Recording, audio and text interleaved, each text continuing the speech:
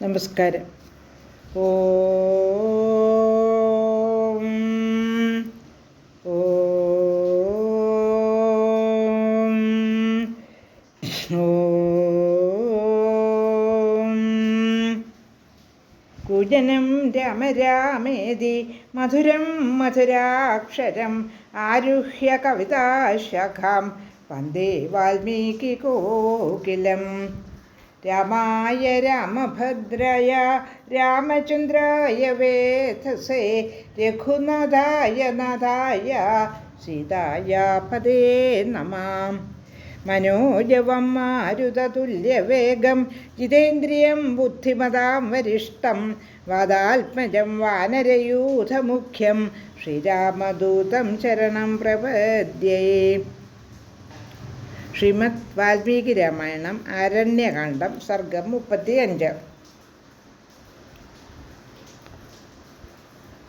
രാവണൻ യുദ്ധത്തിനായി പുറപ്പെട്ട രഥത്തിൻ്റെയും രാവണൻ്റെ രൂപസൗന്ദര്യത്തെയും ഒക്കെ വിവരിക്കുകയായിരുന്നു. ഇപ്പോൾ ആ പ്രദേശത്തിൻ്റെ മനോഹാരിതയെപ്പറ്റി വർണ്ണിക്കുകയാണ്. അവിടെ എല്ലാം തെളിഞ്ഞ വെള്ളമുള്ള താമരപ്പൊയ്കകൾ കാണാം. അതുപോലെ വിശാലമായ ആശ്രമങ്ങൾ, മുനിമാർ താമസിക്കുന്ന ആശ്രമങ്ങൾ, കദളിത്തോപ്പുകൾ, തെങ്ങുകൾ, പനകൾ മുതലായവ നിറഞ്ഞു നിൽക്കുന്നു. അതുപോലെ ഋഷികളുടെ സാന്നിധ്യം കൊണ്ട് വളരെ ധന്യമായ ആശ്രമങ്ങൾ അവിടെയെല്ലാം ഉണ്ട്. അജപുത്രർ, നഖത്തിൽ നിന്നും ജനിക്കുന്ന നഖജാതർ, മാഷഗോത്രക്കാർ മുതലായവർ അവിടെയെല്ലാം വസിക്കുന്നുണ്ട്. അതുപോലെ സൂര്യപ്രകാശം മാത്രം ഉൾക്കൊണ്ട് ജീവിക്കുന്നവരും ധാരാളമുണ്ട്.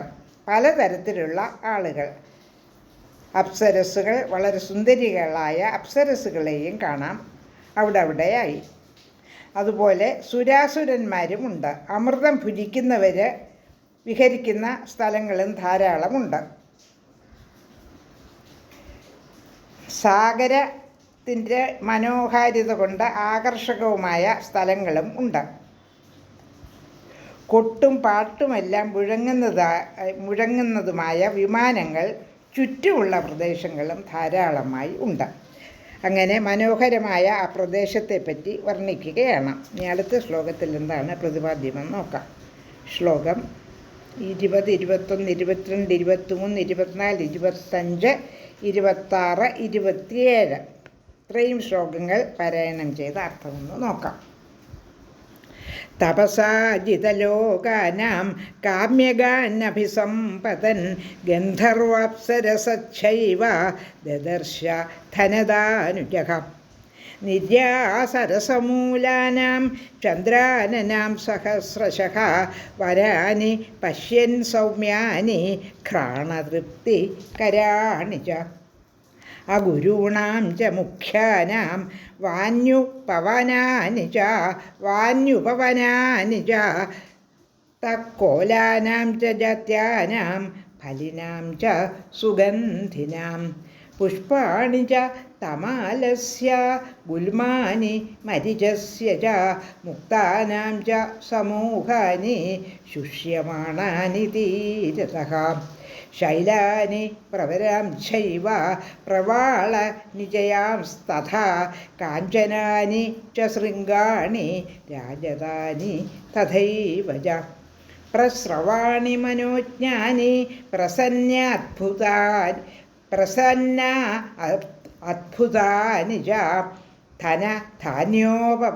ഉപപന്നാനി ശ്രീരത്നൈരാവൃതാനി ച.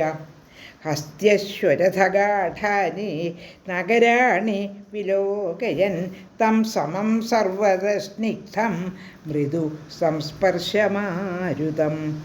അനുപേ സിന്ധുരാജസ്യ ദദർശ ത്രിദിവോപമം തത്രാ പശ്യത്സമേഘാഭം നിക്രോധം മുനിഭിർവൃതം. 20 തുടങ്ങി 27 വരെയുള്ള ശ്ലോകങ്ങളാണ് പാരായണം ചെയ്തത്.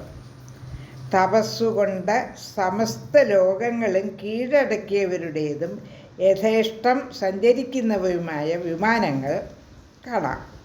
ഗന്ധർവന്മാരും അപ്സരസ്സുകളുമുള്ള ഇടങ്ങൾ. ഇവയെല്ലാം കടൽക്കരയിൽ നീളെ കണ്ടു. കടയ്ക്കൽ പാലൂറുന്ന മരങ്ങൾ, ചന്ദനമരങ്ങൾ, ഇവ ആയിരമായിരം നിറഞ്ഞു നിൽക്കുന്നു.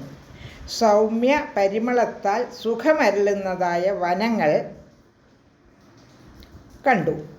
ശ്രേഷ്ഠങ്ങളായ അകിലുകളുടെ വനങ്ങളും ഉപവനങ്ങളും, തക്കോലം സുരഭിലമായ കായയുള്ള ജാതിമരങ്ങൾ, തമാലങ്ങളുടെ പുഷ്പങ്ങൾ, കുരുമുളകിൻ്റെ കുലകൾ, തീരത്തിൽ ഉണങ്ങുന്ന മുത്തുമണിക്കൂട്ടം, പവിഴപ്പുറ്റിൻകൂട്ടം, കാഞ്ചന ശൃംഗങ്ങൾ, വെള്ളി ശൃംഗങ്ങളുള്ള പാറക്കുന്നുകൾ, വെളുത്തു വിളങ്ങുന്ന വെള്ളച്ചാട്ടങ്ങൾ ഇവയും കണ്ടു.